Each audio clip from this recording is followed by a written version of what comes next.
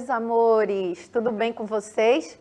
Bom, estamos aqui novamente, né, para mais uma aula de sustentabilidade e a gente hoje vai dar continuidade, né, para falar do tema que a gente conversou já na passada sobre o Rio Capibaribe, né? A gente trabalhou aqui a questão do rio, viu algumas características, né, alguns aspectos geográficos e hoje a gente vai falar do problema, né, da poluição desse rio, certo? Então, nessa continuação, parte 2, a gente vai falar mais sobre algumas questões que traz essa problemática, né? A problemática do lixo, por exemplo. Mas antes, né, de tudo, eu sou professora Vanessa, da Escola Municipal para Aulas Digitais, e estamos aqui junto com Gisela, né, fazendo a interpretação de Libras aí, certo? Para deixar essa aula mais acessível. Também quero dar um forte abraço aqui para o pessoal da produção, que sempre nos acolhe, né, e leva esse material cada vez com maior qualidade para vocês. E junto comigo aqui, né, hoje, para interagir aí no chat, certo, com vocês, está o professor Giorgio. Fala aí com ele, Giorgio. Bom dia, rapaziada, tudo bem? Estamos aqui de volta, fazendo uma parceria aqui muito massa com a professora Vanessa. A gente falar um pouquinho da nossa região, do nosso rio, né, professora? O Rio Capibaribe. Exatamente. Depois, quem sabe, falaremos também sobre o Bibiribe e outros rios que cortam aqui a nossa capital, né, e o nosso estado. De boa? A gente está aqui já acompanhando vocês aqui pelo negócio aqui do computador. Pelo chat. Pelo chat, tá? Então, manda aí um alô, diz aí a tua escola que a gente vai falar ao vivo aqui para vocês. Vanessa, é contigo? Exatamente, né? Vamos começar aqui a nossa aula. É importante que vocês interajam, né? Tá aí o QR Code. Se vocês ainda não baixaram esse aplicativo, né, do Educa Recife, tá aí o QR Code na tela de vocês para vocês direcionarem, né, o celular e baixar, que é importante essa interação, né, gente? A gente fica muito contente aqui quando há essa interação, que vocês comentem, tirem dúvidas, porque é só assim que a gente constrói o conhecimento, né? Nesse diálogo, nesse bate-papo, tá bom? Então, vamos aqui, seguindo com o tema da aula, né? O Rio Capibaribe, conhecer para preservar. A gente viu na aula anterior, né, gente, que no dia 24 de novembro é comemorado o dia do Rio Capibaribe, né? Tem uma lei aí, um decreto que se comemora. Por quê? Porque ao constatar a importância desse rio, né, que a gente viu na aula anterior, que ele corta mais de 40 municípios do nosso estado de Pernambuco, e inclusive o município aqui, né, o da nossa cidade do Recife, além da importância que ele tem para a gente também constata os problemas que a gente vivencia, né? A gente viu na aula anterior que esse rio tinha águas límpidas, né? Não tinha esse odor que a gente tem hoje. A gente viu que já foi utilizado até para uso medicinal, né? Ou práticas de esporte, de lazer, testemunhou aí um tráfego de navegações também. Enfim, desde o período colonial até os dias atuais, esse rio tem importância. Ele fala da nossa gente, né? Da nossa cultura, ele contribui, ele foi inspiração para vários poetas, escritores, músicos. Então, a gente relatou tudo isso na aula anterior. Hoje a gente vai falar dessa questão, né, da poluição, que infelizmente o Rio Capibaribe enfrenta, né, com esse ritmo desenfreado aí do crescimento urbano, um aumento da população, e a gente vê que a nossa cidade do Recife, ela cresce e se movimenta em torno desse rio, não é isso? Mas vamos lá.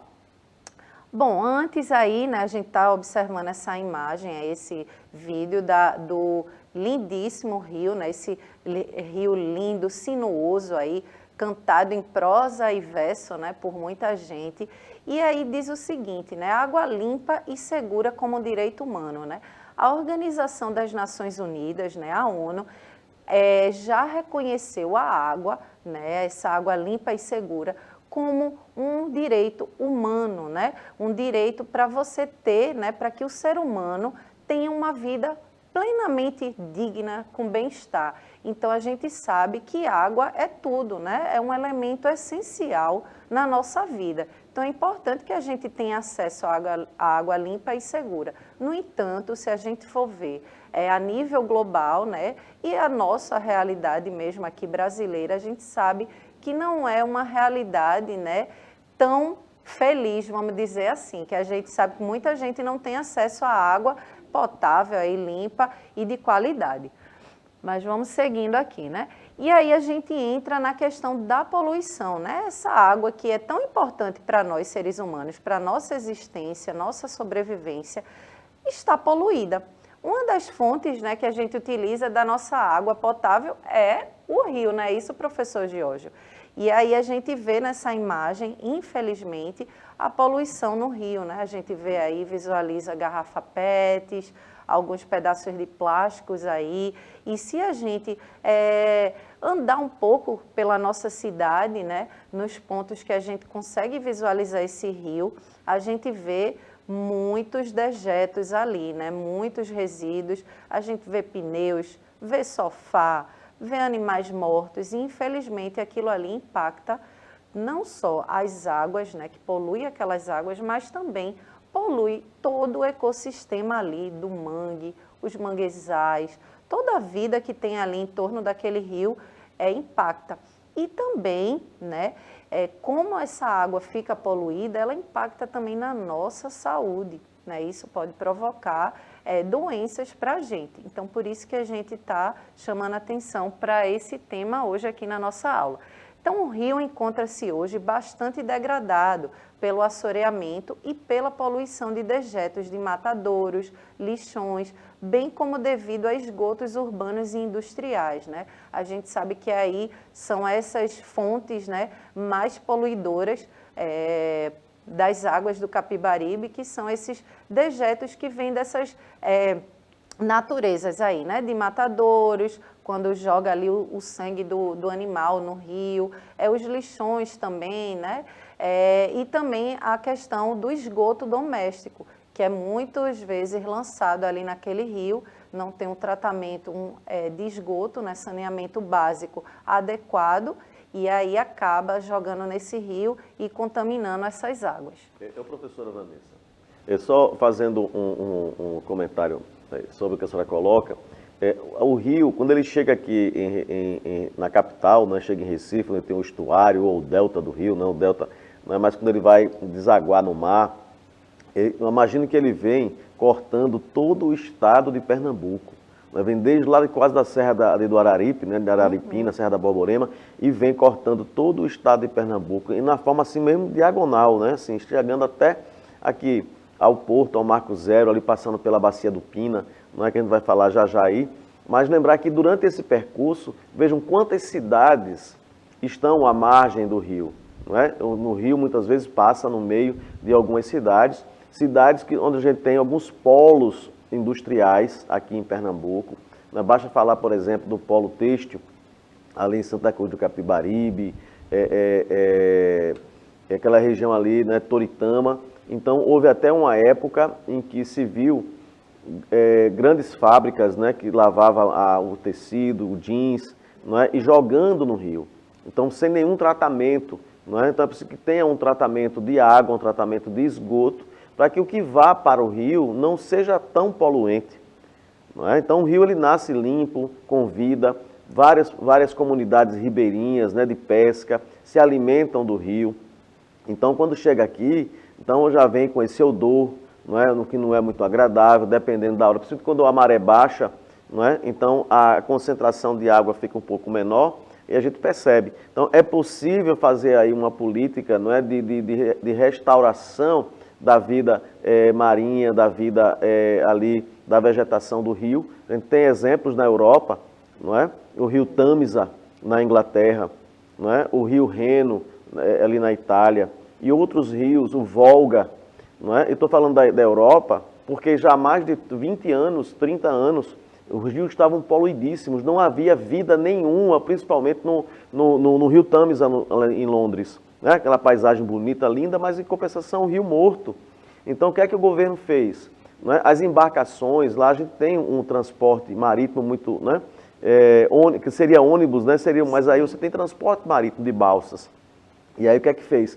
O próprio movimento das hélices, né, com oxigênio, vai oxigenando de novo a água, foi feito todo o sistema de coleta de esgoto, porque ia direto para o rio. Então, muitas vezes, como a gente fala, aqui em Recife, durante o período colonial, as ruas era a serventia da casa.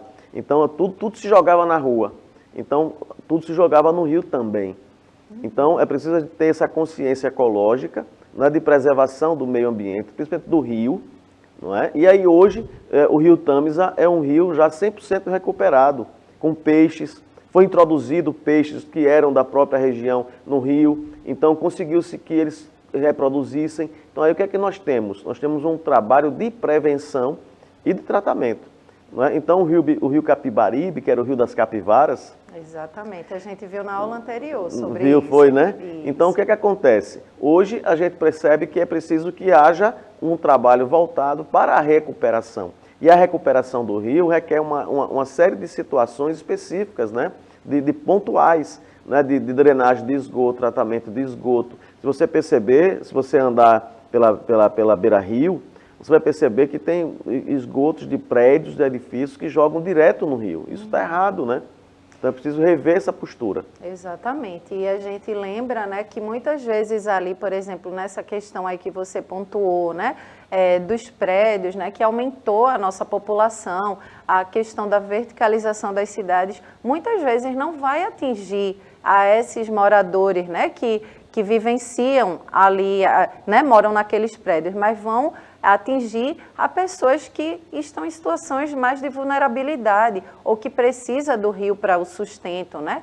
O caso de pescadores, marisqueiras que precisam, enfraquece toda uma cadeia alimentar, né? Diminui a disponibilidade de peixes, né? E tudo mais, e outros impactos que vão causar essa questão da poluição. E é interessante a gente trazer aqui que a gente também comentou na aula anterior, né, quando a gente estava falando da importância desse rio para a gente, né, para a nossa cultura, a gente falou dessas contradições, né, que existe, porque é um rio tão rico, né, nas suas nascentes, que já foi, né, tão importante historicamente para a nossa cidade, para o nosso estado, e hoje se vê pobre, né?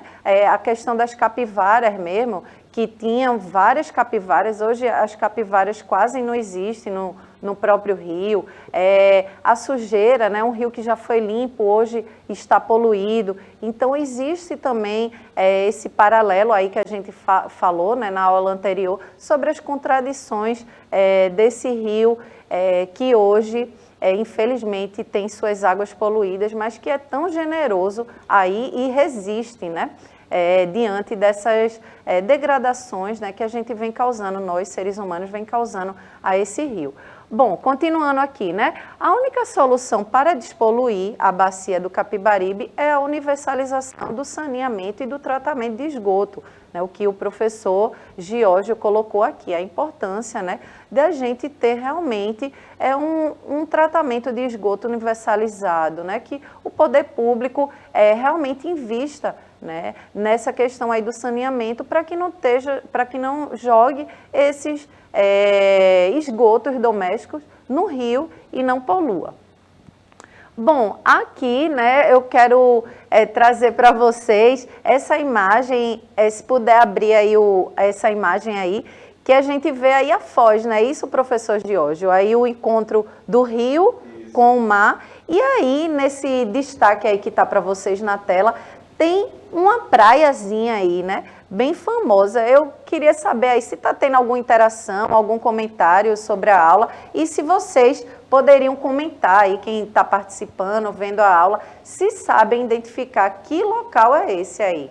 Pergunte aí os alunos aí do 9º ano, o pessoal que está assistindo aí a aula da professora Vanessa, se vocês identificam esse ponto aí que está sendo destacado, né? Aí, ó.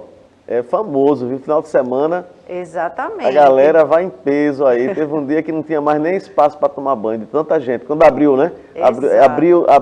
Abriu a praia para que a galera pudesse ir tomar um banho, tomar um refrigerante, uma água de coco.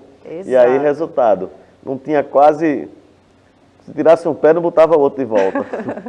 E que lugar é esse aí, meu povo? Que lugar é esse, gente? Será que alguém sabe identificar aí que localidade é essa? Valendo R$1 milhão. E aí, tem algum comentário, professor Giorgio, aí? Não, o pessoal aqui tá cansado. O pessoal tá cochilando. Estão quietinhos, né? Estão quietinhos, Só o Guilherme aqui que deu um alô aqui, mas não fez nenhuma pergunta, não. Tá certo. Bom, então aí, gente, é o famoso, né, buraco da velha, certo? Aí o tubarão-ratão, aí uma figura emblemática, né, que as pessoas brincam, né, que tem muito aí nessa área, só uma brincadeira, mas o buraco da velha, né, eu trouxe aí essa imagem para identificar, porque aí, né, nessa comunidade, né, aí a Brasília Teimosa é uma comunidade bastante pesqueira, né, que depende, muitas pessoas dependem aí do rio, do mar, para se sustentar, né, isso. E tem uma questão interessante aí desse curioso nome, né, professor? Da véia. Da véia, né? Pode ser também. Bom, esse nome aí curioso, né, Buraco da Véia, de onde é que surgiu? Aí tinha um clube, né, ainda existe um clube de iate, e quando ele começou a ser construído, né, o pessoal começou a construir um muro próximos aí à comunidade. E uma velha, né, vamos dizer assim, uma senhora que morava nas palafitas, né, próxima à praia, aí ela não começou, quando construiu esse muro, começou a não ter mais acesso à praia. E aí, a partir daí, ela foi fazendo um buraquinho ali para conseguir passar e ter acesso à praia. E aí, aos poucos, as pessoas que moravam naquela comunidade, que iam até a praia, passavam por esse buraco. E ficou famoso por isso, né? Que é o buraco da velha ali.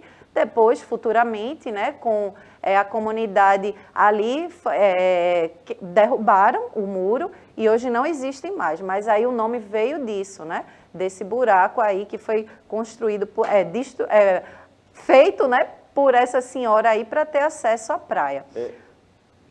Quer falar alguma coisa? Pode lembrar ao pessoal o seguinte, quando a gente imagina aí o Recife há uns 50 anos atrás, né, professora? 40, isso. 50 anos, a gente tinha aí Brasília Teimosa, não é? Que foi uma ocupação aí irregular, exatamente por falta de opção, né, de moradia. Isso. Então esse problema de residência, de moradia, na maioria das capitais é antigo, não é?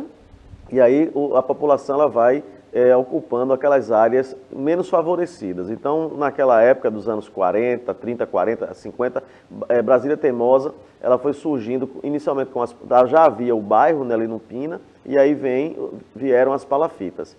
Se você observar ali onde hoje tem, já perto do Tubarão, você vê algumas embarcações ali na imagem. Depois ela vai colocar de novo aí em tela cheia, você vai observar, pronto, beleza, massa aí. Então você tem o Tubarão, não é? Tem aí algumas embarcações. Aí é um clube, né? Um clube particular, um iate clube que tem aí. E aí havia também um grande restaurante famoso, chamado Casa de Banho, viu, professora? Então era um restaurante que era um cartão postal. E que a maioria das pessoas vinham de barcos, de lanchas, né? Vinham já pequenas embarcações, as famílias vinham para almoçar, tinha piscina. Né? Interessante que isso na época dos anos 40, 30, 40, não é como, por exemplo, o Clube Náutico Capibaribe, que era de remo. Sim, não é? O esporte também tinha remo. Então o pessoal ainda tem, mas era um esporte mais elitizado, né? E aí o que é que acontecia? As pessoas que aí do Buraco da Velha, né, ainda hoje a gente vê essa questão, né, de ocupação irregular de áreas urbanas e a questão da especulação imobiliária, não é? Você observa às vezes que as pessoas fazem grandes empreendimentos e esquece da população que já estava ali, que já vivia ali. Então, por exemplo, praias particulares, né? Aí tem situações que você quer passar e não pode passar aqui não, que aqui é propriedade de não sei de quem, ou de alguma instituição. Lembrar que a praia, ela é de todos. É pública, não né? É pública. Exatamente. O rio também ele é público. Então você não pode hoje chegar a construir um condomínio e fechar uma parte da praia privada dentro da cidade. Exatamente, né? Botar um muro, né? É complicado. Então aí a velha foi resistente, né? Resistente. E aí hoje é resistente e hoje está aí um local que é um ponto turístico no Pina. Sim. Né? O Buraco da Velha, com a gastronomia. Tem piscinas, gastronomia. E aí você passa por aí, vai até lá ao Parque de Esculturas de Francisco Brenan. Exato, mas vamos seguindo aqui, né? A gente falou um pouco aí, né, dessa questão do Buraco da Velha, e aí o problema com o lixo, né, como eu estava falando, que aí essa comunidade, né, da Brasília Teimosa, uma comunidade também de resistência aí, né, que precisa desse rio ou do mar para se sustentar. E hoje em dia vive com essa questão do problema do lixo aí, né? A Brasília Teimosa é uma comunidade pesqueira que está localizada entre a foz do rio Capibaribe e o mar, que a gente falou aí anteriormente. O local enfrenta sérios transtornos relacionados ao lixo, desde o descarte incorreto por parte da população, a falta de infraestrutura para recolhimento desses resíduos, que também é importante, né? Que tenha uma estrutura para que se recolha, né? Que tenha coleta seletiva aí, para que a gente possa cada vez mais, né, utilizar, reutilizar, né, a questão da reciclagem aqui, que a gente fala bastante, e é importante que comece já do descarte correto nos recipientes, e se for coletados separadamente para que eles possam ser reciclados, melhor ainda, né? Isso.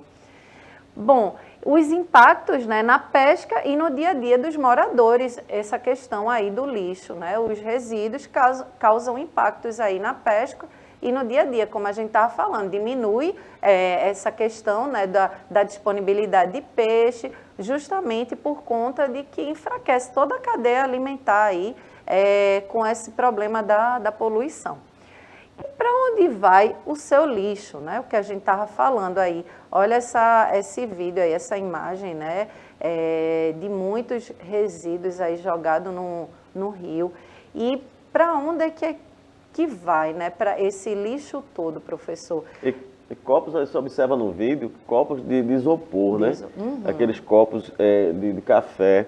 Né? Então você observa assim, dizem que olhe teu lixo e saberás quem és, né? Dessa história, quer se conhecer o vizinho, veja o lixo dele, né? Uhum. Mas aí você vê o descarte irregular que a professora Vanessa falou aí, nesse vídeo mostra, né? Vai parar no rio. Então é preciso que todos nós, população, governo, né, saiba dar um destino certo aos resíduos sólidos, né? Ao descarte dos resíduos sólidos.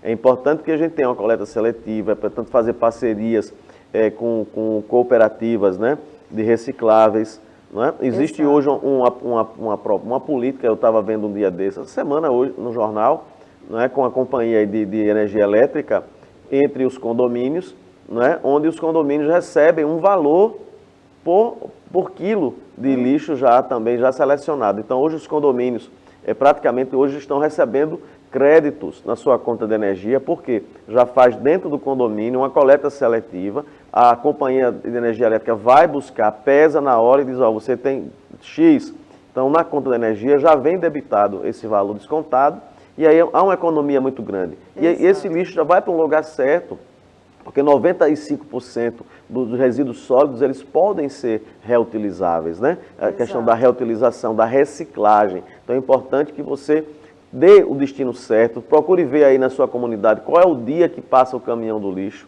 não é? Procure jogar o lixo, colocar lá no lugar, no dia que o caminhão vai passar, porque se você deixa um dia antes, vem cavalo, vem cachorro, outras pessoas rasgam para procurar alguma coisa e deixam lá o lixo espalhado, isso traz doença, né? Isso traz uma série de coisas que não é bom. Exatamente, e acaba poluindo aí o rio, né? Que aí chega para onde vai esse lixo, para o rio. E muitas pessoas, né, acreditam que a gente, quando joga o nosso lixo fora, né, que a gente já falou sobre isso, que não existe jogar fora, porque quando a gente joga, a gente está jogando no nosso planeta Terra, acredita que a gente não tem mais responsabilidade nenhuma, né? A partir do momento que a gente joga aquele lixo ali, a gente não tem mais responsabilidade sobre ele, mas a gente precisa mudar essa mentalidade, né? Por isso que é tão importante essa disciplina, por exemplo, de sustentabilidade, de educação ambiental, para que a gente mude essa mentalidade, né? E comece a refletir a importância de a gente fazer o descarte devido, correto, adequado, certo? E é interessante isso que o professor Giorgio colocou aí, né, dessa companhia que faz já essa política de contraponto, porque já é uma forma de incentivar, né, as pessoas a fazerem o descarte realmente correto. Mas vamos avançando aqui, né?